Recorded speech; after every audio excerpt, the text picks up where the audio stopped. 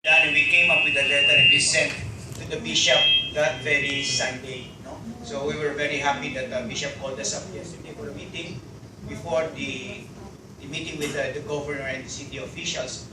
All for the medical people and on the medical service, all our recommendations were followed by the bishop, especially the pastoral letter. But then on the medical side of view, ang ato lang, limit traffic. If at all possible, nabantayan ninyo, gawa nanatay curfew, we would want to limit people going out of their houses. Ako gani sa among balay, ako ra gani nagawas-gawas karon for this purpose. Your doctors are not even holding clinics. Ang mga siruhano dili na mangopera karon og elective kanang mga operasyon nga dili emergency. Why? We don't want our patients and everyone to go to the office, to the clinics, not even the hospitals. Katulang na gibatyag yun kalain. No? We encourage also our medical people that we have also teleconference. You can call your doctors. Your doctors are very open to hear and listen to your complaints and even give you, although for the time being as well, there is dispensation from the bishop of holding church activities. Kami sa, kung dili na kayo, when we feel that we can also give and suggest some medications that you may take, especially if you have maintenance medications. No? So the very important thing is limit traffic. If at all possible, do not go out of your houses. This is a war. We still don't know, and I'll give the floor later to Dr. Brian Lim, who is an infectious disease specialist. Even until now, we still don't know much about the virus. So very importantly, social distancing. The distance between Bishop and me, that should be enough. And even if you have that distance, the frequent washing of hands. No? There's even a video that I saw, Bishop.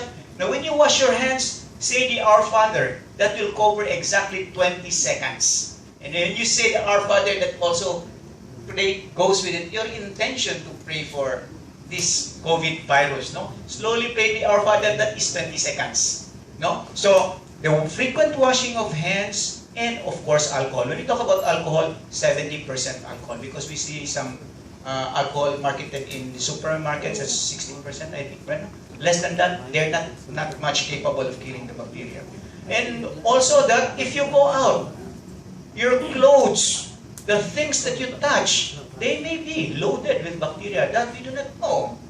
On our side also, the doctors, where people used to go to the churches, part of our recommendation is there should be no holy water dito, kaya that can be a nidos for where bacteria can grow.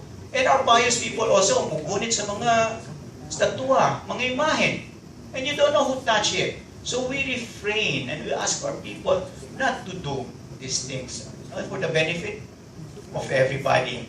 Well, for all you know, your medical team, your healthcare providers, we are in the front line of all these things.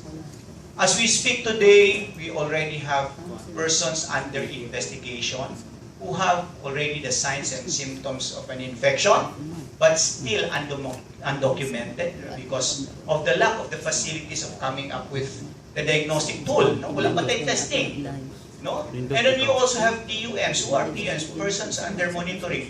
These are people na wala pa symptoms who have been exposed to people with symptoms. So, to make it simple and short, let's treat everyone as COVID positive.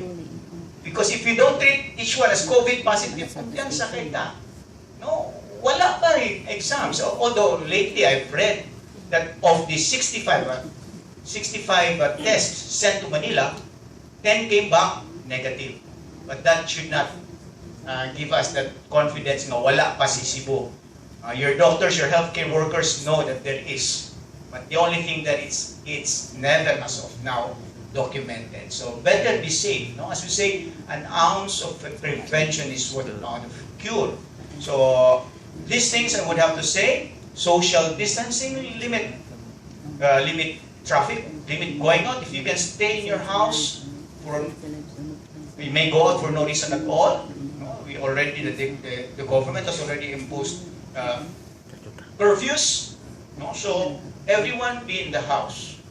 That's only the way in which we can contain the virus, and there should be non-infected. Hopefully, this virus will not stay out.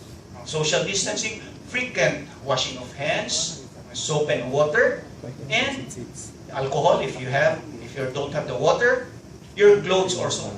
Now, they may be vehicles where the virus will thrive and spread. So we don't know. Ako, when I go home, I go straight to my room, take off my shirt, take a bath, set aside all my shirts that I wear outside. Maybe Dr. Brian Lim, our infectious disease specialist, can tell you about something. So as you look at it now, I relay this phone to Dr. Lim. He is washing his hands. So that should be how practice of disinfection should be, no? Right?